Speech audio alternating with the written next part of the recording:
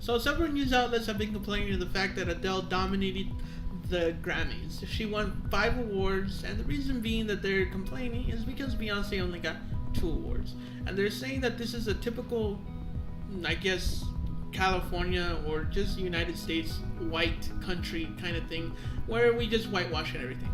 And I understand the point that you guys are trying to make. You guys are usually right on this. The United States does usually whitewash things. Hollywood usually does whitewash things. The Grammys does usually whitewash things. But that isn't always the case. Like, for example, the Wolf of Wall Street. The Wolf of Wall Street was actually an Indian guy. He wasn't white.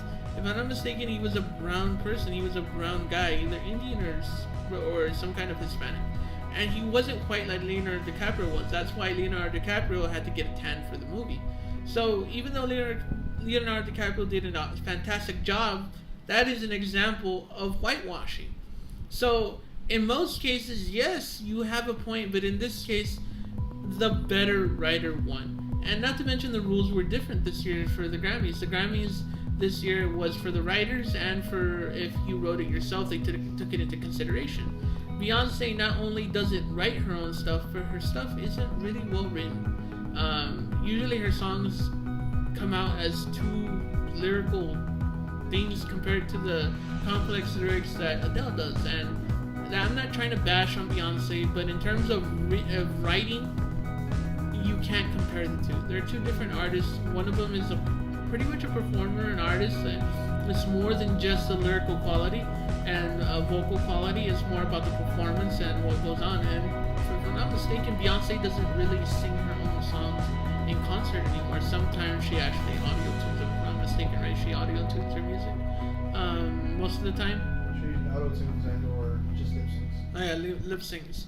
And so, which is fine. I mean, it's difficult to do what she does, but in that case, I don't think that this is one of the examples in Hollywood where we have to complain about it because Beyonce didn't win Album of the Year or didn't win as many Grammys